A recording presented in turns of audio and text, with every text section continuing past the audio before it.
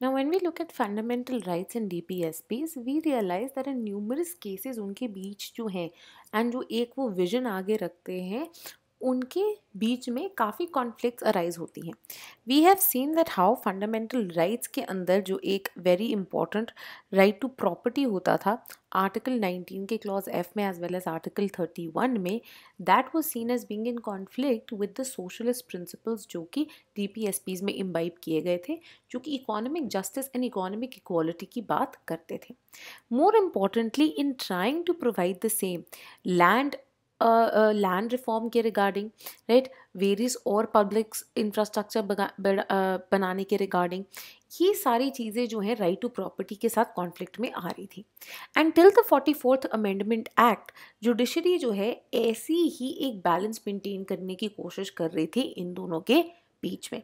Similarly we already seen, जैसे कि in case of UCC, कि आपका आर्टिकल 44 जो है स्टेट को बोलता है that you should endeavour to achieve uniform civil code, whereas on the other hand articles 25 and 26 basically आपको प्रॉमिस करते हैं, इंश्योर करने की कोशिश करते हैं कि आपके रिलीजन की जो डाइवर्सिटीज़ है, जो पेक्युलैरिटीज़ हैं, जो ट्रेडिशंस हैं, जो कस्टम्स हैं, उनको सेलिब्रेट करने की और उनको फॉलो करने की आपके पास कंप्लीट फ्रीडम होगी, राइट. साथ ही में वेरियस और सेक्शंस जो हैं कॉन्स्टिट्यूशन के, जैसे कि हम आगे देखेंगे, मोर ऑफन देन नॉट जब आप पॉलिटी भी पढ़ते हैं उसके अंदर हम देखते हैं that when we talk about the federal model in India, हम कहते हैं that even though the basic conditions of federalism वो इंडिया फुलफिल करता है, बट स्टिल उसके अंदर एक यूनिटरी बायस देखने को मिलता है. ठीक है.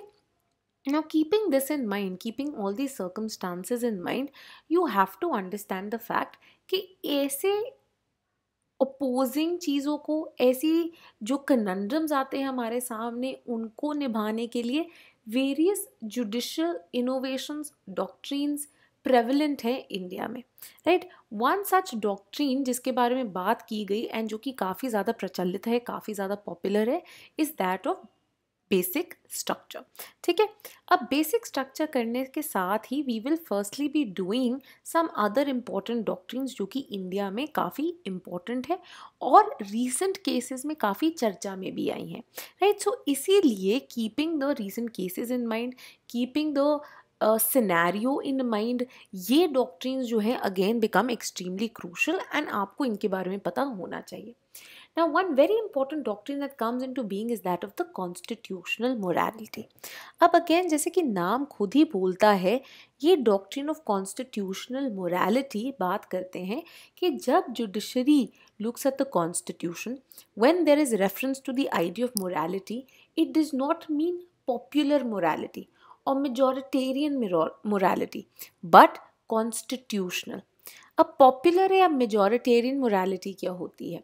अब हम एक इंस्टेंस लेते हैं, एक एग्जाम्पल के तौर पे आपको समझाते हैं कि एक बहुत बड़ी डिबेट छिड़ गई थी विद रिगार्ड टू आपका section 377, right. 377 which deals with the issue of homosexuality,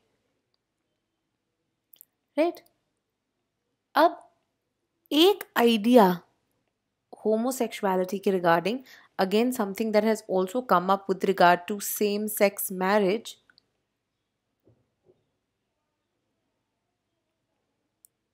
तो before the ruling in the Navtej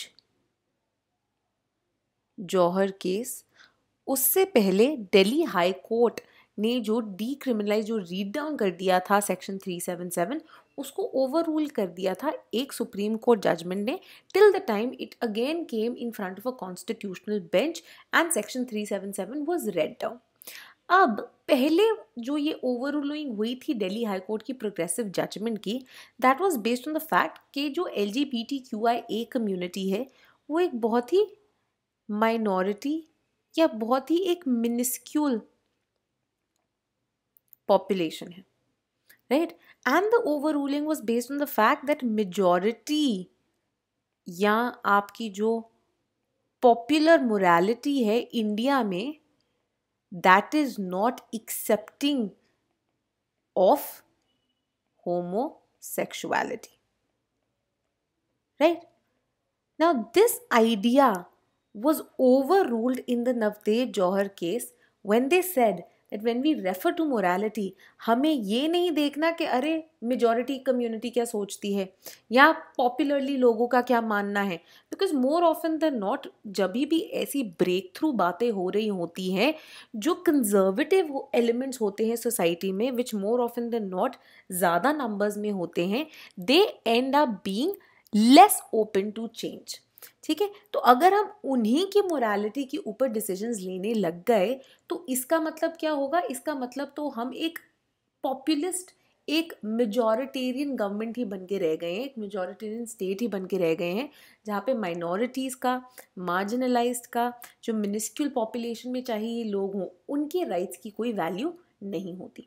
तो कॉन्स्टिट्यूशनल मोरालिटी का आइडिया इसीलिए स्ट्रेस किया जाता है that it goes beyond the idea of popular और majoritarian morality, rather it is in consonance, it is in harmony with the kind of principles जो हमने constitution के अंदर इम्बाइब किए हैं, जो कि एक इंक्लूसिव सोसाइटी बनाने के लिए, एक प्लूरल सोसाइटी, एक डाइवर्स सोसाइटी को मेंटेन करने के लिए बहुत ज़्यादा इम्पॉर्टेंट है, राइट? तो one of the initial parts that come is कि ये कॉन्स्टिट्यूशनल मोरालिटी है क्या। अब हमें पता है, हमने शुरुआत के ही लेक्चर्स में देखा भी था कि जब हम कॉन्स्टिट्यूशन, इंडियन कॉन्स्टिट्यूशन की बात करते हैं, we have called the Indian constitution a living document. The fact that it is an ever evolving document, कि इसके अंदर a certain amount of flexibility was retained by the constituent assembly members so as to ensure कि जैसे जैसे society evolve होती है, हमारी constitution जो है कहीं आउट ऑफ ट्यून ना हो जाए विद द सर्कमस्टांसेस दैट जिनमें ये फंक्शन कर रही है। साथ ही में because of the kind of principles, चाहे वो लिबर्टी हो, इक्वालिटी हो, फ्रेटर्निटी हो, इक्वालिटी हो, जस्टिस हो, राइट, ये सारे ही प्रिंसिपल्स जो हैं एक तरह से एक मॉरल यार्डस्टिक प्रोवाइड करते हैं to the various branches of the government including the legislature, कि आपने किस तरह के laws बनाने हैं, किस तरह को उनको implement करना है, as well as to the judiciary, that is the courts, जब उनके सामने कोई भी issue आता है to be decided।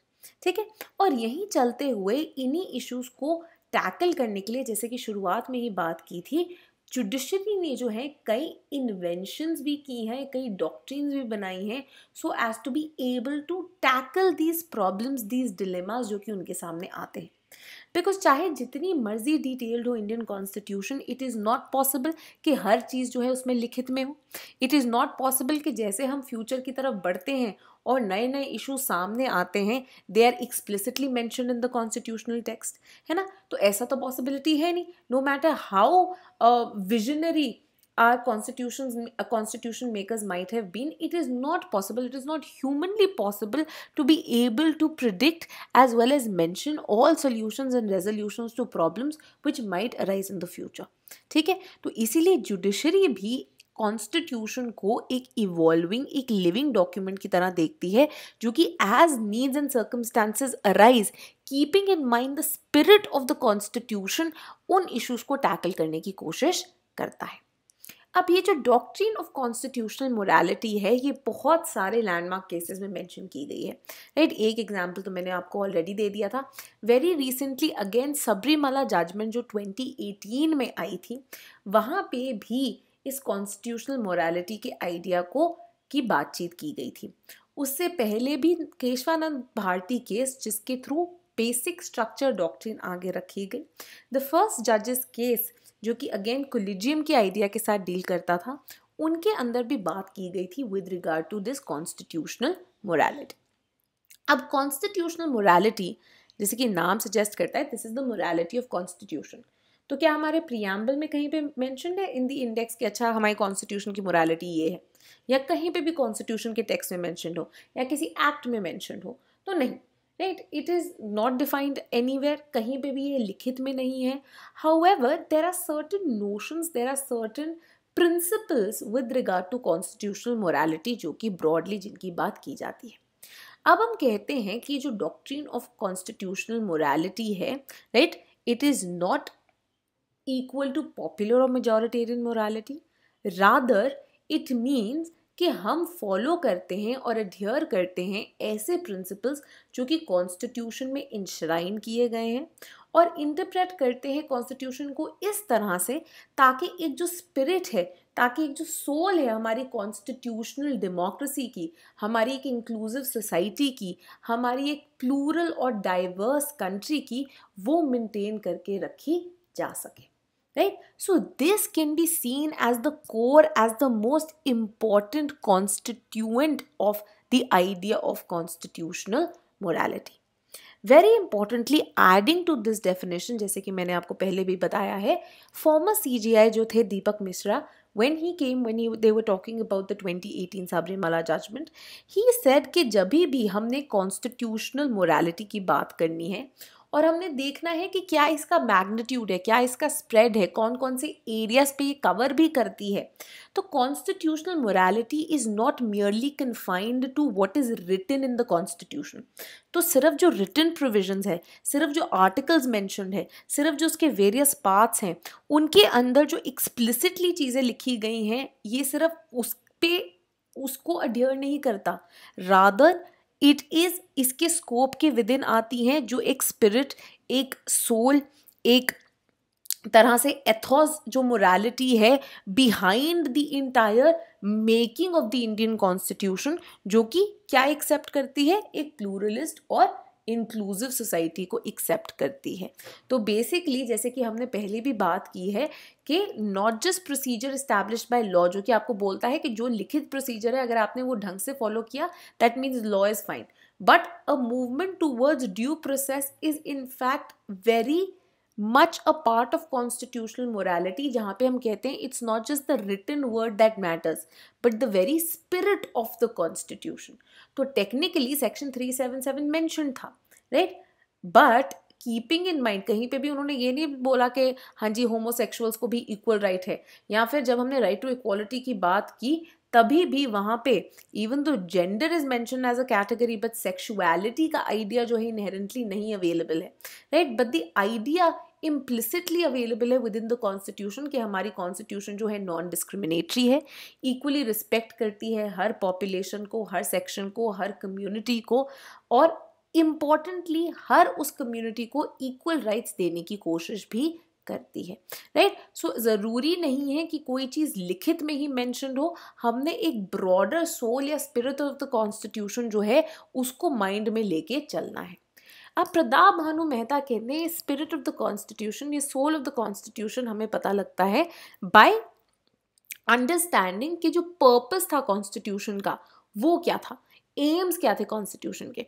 तो very importantly Mehta talks about two meta aims, two main overarching aims जो थे कॉन्स्टिट्यूशन के.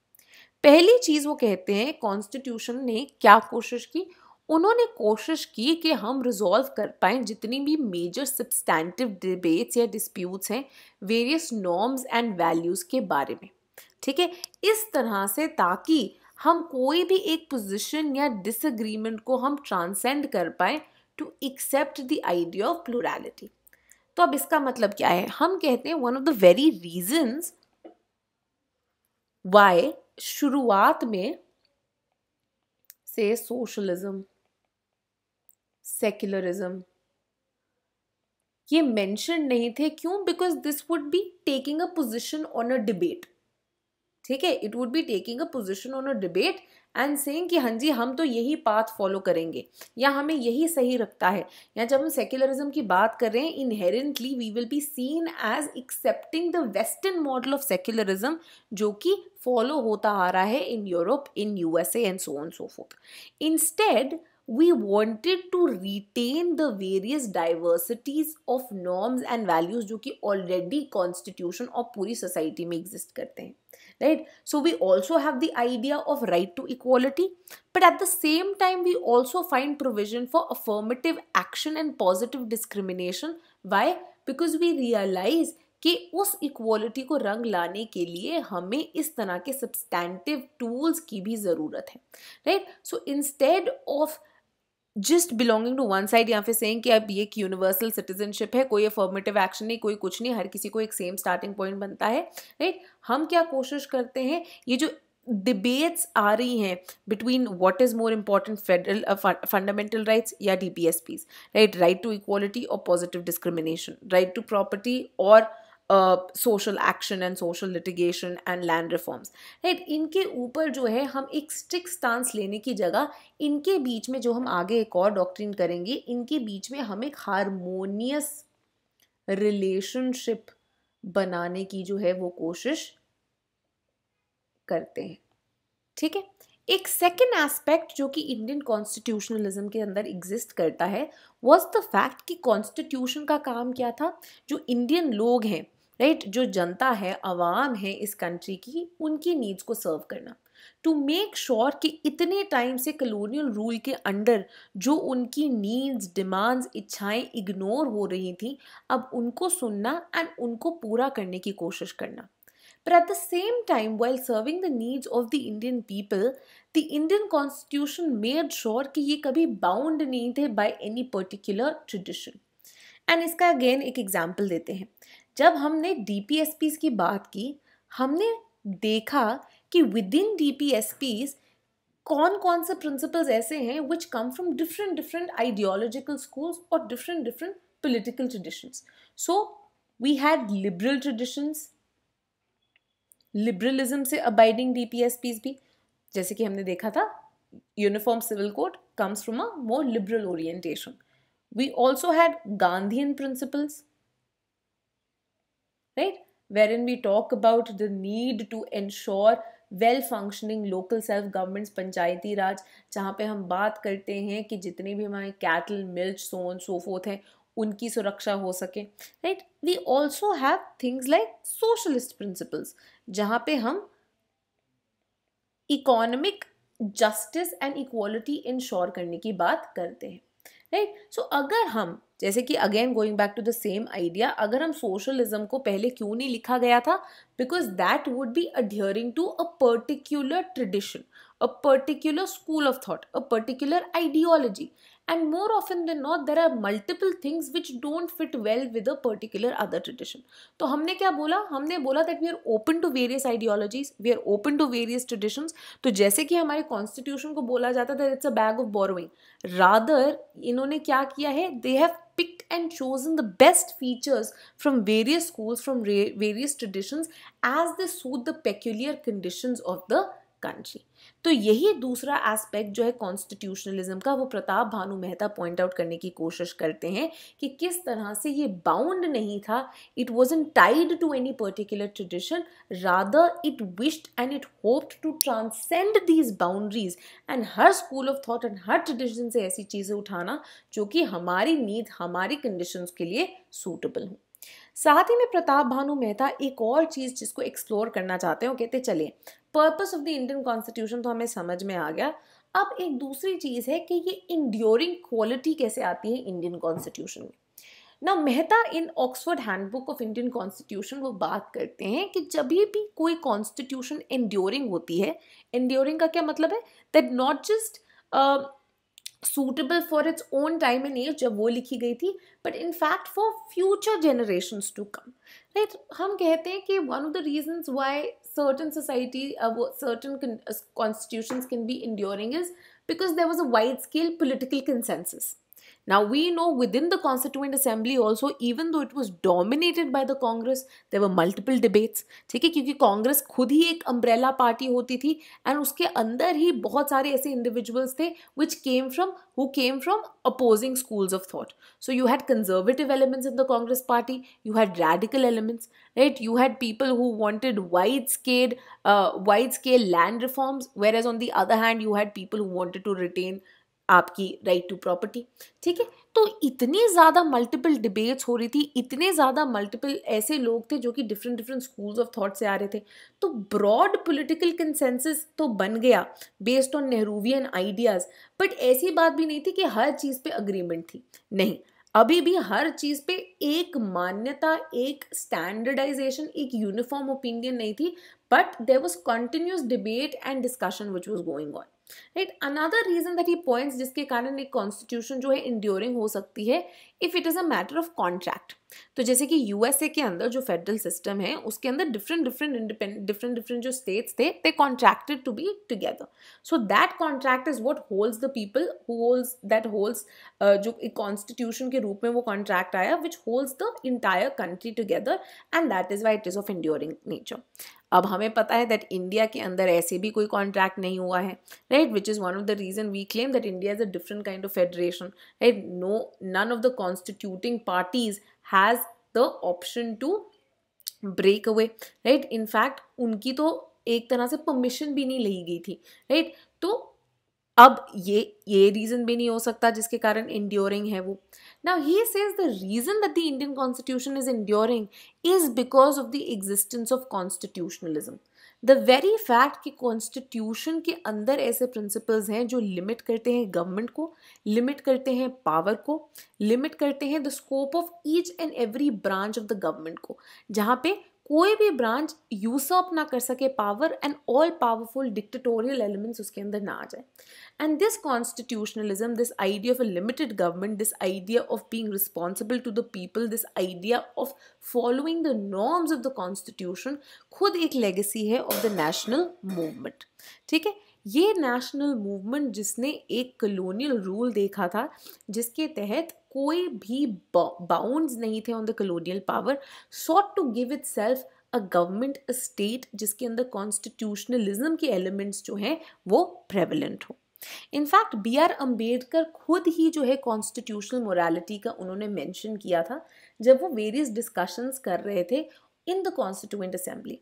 एंड यहाँ पे कॉन्स्टिट्यूशनल मोरालिटी को समझाने के लिए उन्होंने इन्वोक किए थे the British classical thinker George Grote. Now he was someone जिन्होंने पहली बार ये जो कॉन्स्टिट्यूशनल मोरालिटी का कॉन्सेप्ट है इसको डिफाइन करने की, इसको समझाने की कोशिश की। इनकी 19th सेंचुरी की एक किताब है अ हिस्ट्री ऑफ ग्रीस, उसके अंदर यहाँ पे उन्होंने बोला कि कॉन्स्टिट्यूशनल मोरालिटी को इन कुछ 5 एलिमेंट्स के बेसिस पे समझा जा सकता है। पहली चीज उन्होंने कहा कि सारे के सारे सिटीजन्स जो हैं वो रिस्पेक्ट करेंगे एंड एडहियर करेंगे कॉन्स्टिट्यूशन को। Now this is applicable in case of India also. जो कॉन्स्टिट्यूशन है दैट इज द फंडामेंटल और basic law of the land, and हमें पता है जुडिशियल रिव्यू के थ्रू आपके कोर्ट्स को ये पावर दी गई है that if there is any law, right, any regulation, any rule, anything which goes against the spirit of the constitution, it can be declared as being unconstitutional, as being null and void. The second principle that Grote talks of with regard to constitutional morality is कोई भी disobey नहीं करेगा उन authorities को जो कि act कर रहे हैं under the constitution. In fact, this was one of the reasons why Ambedkar says मैंने इतनी डिटेल में administrative details लिखी हैं with regard to various institutions।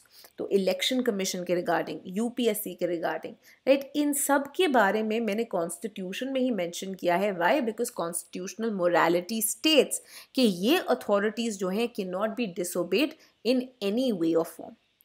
The next point that is included in constitutional morality is कि जितने भी citizens हैं उनके पास unrestrained complete freedom होनी चाहिए to criticize public officials जो कि discharge कर रहे हैं अपनी constitutional duties को। Now this is being seen as imbibed in Article 19 Clause 1 Subclause A जो आपका freedom of speech and expression है, जिसके अंदर हमने देखा है सुप्रीम कोर्ट ने रीड इन कर दिया है आपका freedom of press, freedom of dissent, the right to protest also. साथ ही में दिस वॉज फर्दर इनकलकेटेड जब हमारा आरटीआई एक्ट भी बनाया गया and we were ensured that now the people of the country have the right to information which ensures transparency as well as accountability when it comes to the functioning of public officials and public authorities। साथ ही में ये भी कहा गया कि जितने भी public officials हैं उन्होंने एक्ट करना है within the confines of the constitution, and अगर वो नहीं करते हैं we know that article 32 के तहत जो है various writs दी गई हैं, right, to the Supreme Court, right, for the protection of fundamental rights। इसके बियॉन्ड कॉन्स्टिट्यूशन के किसी भी प्रोविजन का अगर उल्लंघन होता है, writs have also been given to the high courts, right, keeping in mind कि अगर कोई भी ऐसे पब्लिक ऑफिशियल्स हैं जो कि कॉन्स्टिट्यूशन के खिलाफ काम करते हैं या जो उनको ड्यूटी सौंपी गई है इधर वो कर नहीं रहे हैं या उसको गलत निभा रहे हैं, you can take them to court. साथ ही में लास्टली जितने भी कंटेंडर्स है पॉलिटिकल पावर के, तो चाहे आपके जितनी भी पॉलिटिकल पार्टीज हो, रिगार्डलेस ऑफ कौन से स्कूल तो ऑफ थॉट से वो आती हैं और गवर्नमेंट बनाती हैं, उनको रिस्पेक्ट करनी है कॉन्स्टिट्यूशन को, उन्होंने अपहोल्ड करना है कॉन्स्टिट्यूशन को। In fact this is the very reason why जितने भी फंक्शनरीज है, जितने भी हमें पब्लिक अथॉरिटीज़ है, चाहे वो प्रेसिडेंट हो, चाहे वो प्राइम मिनिस्टर हो, चाहे वो कैबिनेट मिनिस्टर्स हो, चाहे वो गवर्नर हो, वो सब ओथ लेते हैं जिसके अंदर ये इनग्रेन्ड होती है वैल्यू कि जो कॉन्स्टिट्यूशन है उसको आपने अपहोल्ड करना है, उसकी आपने रिस्पेक्ट करनी है और उसको आपने फॉलो करना है, right? So these were seen as the basic elements of what is regarded as constitutional morality. Ambedkar का खुद ये मानना था कि ये constitutional morality when it comes to its application in India, ये प्रोवाइड करेगा एक effective and well rounded coordination between conflicting interest of the people, right. तो मतलब conflicting interest of the people, जैसे कि अब हमने सबरीमला के केस में देखा that on one hand you have the idea of freedom of religion, but on the other hand we raise issues of gender justice के women का आर्टिकल 14 के अंदर, 19 के अंदर, 15 के अंदर, 21 के अंदर उनकी राइट्स का जो है उल्लंघन हो रहा है by not letting them enter a place of worship, ठीक है। तो यहाँ पे जो कॉन्फ्लिक्टिंग इंटरेस्ट है ऑफ डिफरेंट पीपल, या फिर जैसे कि आपको पहले भी एग्जाम्पल दिया था, your right to property versus your economic justice का आइडियाज, इकोनॉमिक इक्वालिटी का आइडियाज, या फिर again keeping in mind the security of the state on one hand and on the other hand keeping in mind the freedom of speech and expression of assembly of movement of people. इन सबको आपने कैसे coordinate करना है और इसके अंदर कैसे आपने हार्मनी लानी है, this has all to be done keeping in mind constitutional morality, right. Similarly administrative cooperation भी जो रिक्वायर्ड है in dealing with these issues, उसको एमिकेबली होना चाहिए कि basically we don't want a violent revolution, but in fact किस तरह से peacefully, harmoniously, by talking, by discussing with each other through political negotiations हम एक इन कॉन्फ्लिक्ट्स को रिजॉल्व कर सकें, ठीक है। इसी स्टेटमेंट से जो है प्रताप भानु मेहता कहते हैं कि एक जो बहुत इंपॉर्टेंट गोल था कॉन्स्टिट्यूशनल मोरालिटी का, वो यही था कि हम रेवोल्यूशन को अवॉइड करना चाहते थे, right. The very idea of democracy provides the fact that अब via elections, through protesting, through making a voice heard, हम अपने व्यूज एंड अपने डिमांड्स को आगे रख सकते हैं and avoid a more violent revolutionary path, right. तो यहाँ पे क्या था, instead of such revolutionary paths, instead of such revolutionary methods, हम कॉन्स्टिट्यूशनल मेथड्स अपनाएंगे for the resolution of claims, right. Very importantly यहाँ पे प्रताप भानु मेहता कहते हैं that even certain acceptable forms of protest जो कि कलोनियल गवर्नमेंट के टाइम पे एग्जिस्ट करते थे, चाहे आपका सत्याग्रह हो गया, चाहे आपका पैसिव रेजिस्टेंस हो गया, ये भी टेक्निकली कॉन्स्टिट्यूशनल मेथड्स नहीं है। क्या आप आज इंडिया को इंडियन स्टेट को टर्न अराउंड करके कह सकते हैं कि भैया मैं तो आपके अगेंस्ट पैसिव रेजिस्टेंस कर रहा हूँ तो मैं आपको टैक्स नहीं दूंगा, ठीक है, I am not happy with the policies of the government, I am not happy कि मैं आपको टैक्स पे करता हूँ, उसके बाद भी मेरे सेक्टर की रोड्स इतनी गंदी हैं, गार्बेज डंप जो है ओवरफ्लो हो रहा है, सो आई रिफ्यूज टू पे taxes. If you refuse to pay taxes, you will be put behind bars, ठीक है। So constitutional methods on the other hand क्या बोलते हैं, that of course you have the right to protest, but protest in a very constitutional manner, wherein you take prior permissions, wherein you make sure that you aren't coming in the way of the rights of other people as well, ठीक है। तो एक चीज़ तो ये होगी कि constitutional morality क्या करता है, आपको कॉन्स्टिट्यूशनल मेथड्स प्रोवाइड करता है जिसके थ्रू आपकी क्लेम्स, आपकी वॉइस, आपकी जो डिमांड्स हैं उनकी पूर्ति हो सके, राइट। आप जुडिशरी के पास जा सकते हैं, आप PIL डाल सकते हैं, आप RTI यूज़ कर सकते हैं, so as to make your voice heard and make your demands be met. साथ ही में एक और कॉन्स्टिट्यूशनल मोरालिटी का जो हिस्सा है इज़ टू प्रिवेंट कि कोई भी ब्रांच ऑफ गवर्नमेंट जो है वो ये ना डिक्लेयर कर सके कि भैया हम ही रिप्रेजेंट करते हैं लोगों को, हम ही सबसे इंपॉर्टेंट ब्रांच है एंड बाकी सब कम है। In fact Pratap Bhanu Mehta in fact points to B.R. Ambedkar, and he says Ambedkar actually had a slight problem also with Satyagraha and the people who participated in Gandhi Satyagraha, because उनके अंदर एक ये इनबिल्ट आइडिया था कि हम पीसफुली नॉन वायलेंटली तो काम कर रहे हैं, but they used to claim to know what is the good of the entire society. Ambedkar says no. In a plural society, in an inclusive society, there should always be a healthy debate with regard to what is the good of the society. You can't just impose your version of things and claim कि हाँ जी हमें पता है कि पूरी society के हित में क्या है और हम यही करेंगे. Right? This was the kind of thing that Rousseau talked of. Right? कि रूसो का जो जनरल विल था वहाँ पे he said that people can be forced to be free. Right? The fact कि तुम्हें नहीं पता कि तुम्हारा अच्छा क्या है, मैं तुम्हें बता रहा हूँ क्या है. Right? Ambedkar was an out and out liberal and he said नहीं, ऐसी चीज नहीं होनी चाहिए. So the legislature can't turn to the judiciary and say अरे तुमको नहीं पता, I represent the will of the people, मुझे पता है what is the good of the people, so you can't really do anything against me. So if I make a law, if I make a constitutional amendment because I am representing the people, how can you overrule me? Right? Ambedkar का ये मानना था कि इतनी power हमें किसी को नहीं देनी चाहिए. इसीलिए to balance the power of the legislature in amending the constitution, the constitution also gives an equal amount of power to the judiciary to keep an eye on the kind of laws that are being made by the legislature and to make sure कि ये किसी भी तरह से constitution के against जो है नहीं जाते हैं. राइट? तो कॉन्स्टिट्यूशनल मोरालिटी जो है therefore is based on the idea of, हम देख लेते हैं, limited government as well as the idea of preserving ideas of diversity, of pluralism and inclusion. So broadly through various cases जहाँ पे इसका मुद्दा बार बार उठ के आया है, right? तो from केशानंद भारती केस, फर्स्ट जजेस केस, नाज फाउंडेशन केस, नवतेज जौहर केस, सबरीमाला जजमेंट, इन सब के थ्रू जो है हमें कुछ elements मिल गए हैं which formulate, which come to be a part, which are features of the constitutional morality. These include, सबसे पहले obviously there is a full-fledged commitment to liberty. Liberty is important for the flourishing of the entire society, including the flourishing of the Indian state, and therefore it's been granted. Secondly, constitutional supremacy, मतलब जो आपका constitution है, that is the basic law of the land, that is the fundamental law of the land, and इसके against कोई नहीं जा सकता. And साथ ही में the ideas of equality which are again enshrined within the constitution.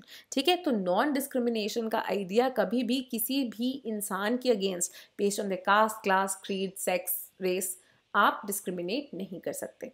साथ ही में the idea of rule of law, that the law will be equally applicable to one and all.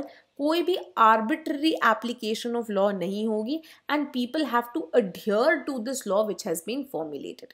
साथ ही में ये जो लिमिटेड गवर्नमेंट का idea था वो भी इसके अंदर इनग्रेन्ड है कि जो पार्लियामेंट्री फॉर्म ऑफ गवर्नमेंट है वो क्या है, उसके ऊपर चेक्स एंड बैलेंसेस रखे जाते हैं by the legislature. So you have the no confidence motion, adjournment motion, question hour, so on so forth, जिसके through the political executive can be kept under control.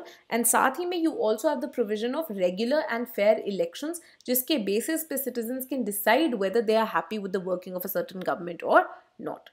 ठीक है? साथ ही में जो soul and spirit है कॉन्स्टिट्यूशन की, जहाँ पे हम बात करते हैं inequality नहीं होनी चाहिए, and social एक तरह से सोसाइटी में से जितने भी ये डिस्क्रिमिनेटरी एंड इनइक्वालिटी के एलिमेंट्स एग्जिस्ट करते हैं उनको निकाल देना. राइट? तो फॉर एग्जांपल अगर हम बात करते हैं of right to equality versus affirmative action, we realise that the affirmative action का idea is necessary so as to provide substantive equality. Right? Then again ये एम्पावर करती है जुडिशरी को कि आपने पर्पसिव इंटरप्रिटेशन रखनी है कॉन्स्टिट्यूशन. पर्पसिव इंटरप्रिटेशन क्या है? ये जो है इंटीमेटली कनेक्टेड है टू ड्यू प्रोसेस का आइडिया. ड्यू प्रोसेस क्या है इन डेप्थ हम ये भी करेंगे, but due process basically means that rather than just relying on the text of the constitution, हम जो एक विजन थी कॉन्स्टिट्यूशन की उसको भी देखने की कोशिश करते हैं. तो ज़रूरी नहीं है कि कॉन्स्टिट्यूशन ने उस टाइम पे बोला हो कि हाँ जी हम एक सोशलिस्ट डॉक्यूमेंट है, but what is important is that the constitution wanted to ensure economic justice and economic equality, and therefore certain steps can be taken to ensure the same, right. तो ऐसी एक पर्पसेस, ऐसी एक progressive interpretation के साथ जो है constitution flexible रहती है एंड कंटिन्यूसली इवॉल्व भी करती है। साथ ही में ये कॉन्स्टिट्यूशनल मोरालिटी, जैसे कि हमने पहले ही डिस्कशन कर ली, सबरीमाला जजमेंट में निकल के आती है, नवतेज जौहर जजमेंट में निकल के आती है, it is not limited to majoritarian or popular morality, but rather it adheres to certain principles which are a part of the constitution. साथ ही में it is not limited to the provisions of the constitution, मतलब सिर्फ जो लिखित में है सिर्फ उसको फॉलो करने की बात नहीं होती, बल्कि to accomplish the aim of the constitution. So even though कहीं पे भी right to protest या dissent mention नहीं है, हमें पता है for a well functioning democracy ये right to protest and dissent जो है बहुत ज़्यादा ज़रूरी है। साथ ही में हम कहते हैं कि इसका काम जो है बेसिक स्ट्रक्चर डॉक्ट्रिन जैसा ही है कि जहाँ जहाँ पे कॉन्स्टिट्यूशन खुद साइलेंट भी है on certain norms, we assume और वी एक तरह से हमें एक तरह से एक इंसाइट मिल जाती है। प्रियम्बल बेसिकली हमें यही हेल्प करता है ना, to get an insight into the minds of the constitution makers कि what would have the constitution makers expected us to do, right. So यही आइडिया जो है, यही एक फीचर जो है लिमिटेड गवर्नमेंट का माना जाता है। साथ ही में जो former chief justice of India थे दीपक मिश्रा, उन्होंने इनफैक्ट 4 कार्डिनल एक कॉर्नर्स जो हैं, जो 4 इंपॉर्टेंट एलिमेंट्स है कॉन्स्टिट्यूशन के, वो आगे रखे, जिसके बेसिस पे उन्होंने बोला कॉन्स्टिट्यूशनल मोरालिटी समझी जा सकती है एंड जिसके बेसिस पे जो है जजेस को एक यार्डस्टिक मिल सकती है for deciding in various cases. तो 4 कार्डिनल कॉर्नर्स क्या थे? एक है इंडिविजुअल ऑटोनॉमी एंड लिबर्टी को मेंटेन करके रखना, इसको सेलिब्रेट करना, इसको इंश्योर करना। इक्वालिटी, जिसके अंदर डिस्क्रिमिनेशन ना हो, किसी भी तरह की नेगेटिव डिस्क्रिमिनेशन ना हो, right. Recognition of identity with dignity, therefore आपकी जो खुद की कम्युनिटी आइडेंटिटी भी है, राइट, जो कि आपके आर्टिकल 25, 26, 27, 28, 29, 30 इन सभी के अंदर आपकी जो आइडेंटिटी है, राइट, उसको सेलिब्रेट करने की एक अपॉर्चुनिटी दी जाती है, as well as right to privacy, जो कि आपके पुट्टस्वामी जजमेंट के बाद was read into your article 21, your right to life and liberty as well, right. साथ ही में apart from this he also said कि फ्रेटर्निटी भी एक बहुत इंपॉर्टेंट एलिमेंट है of constitutional morality and value system, जहाँ पे we have to make sure कि जो हमारी इंडियन सोसाइटी है that remains a very bound, a society that is integrated, that is bound by the elements of fraternity, and यहाँ पे जो है inherently कोई भी ऐसी conflict या कोई भी ऐसी एक तरह से hatred की भावना ना आ जाए amongst various sections of the population against each other, right? So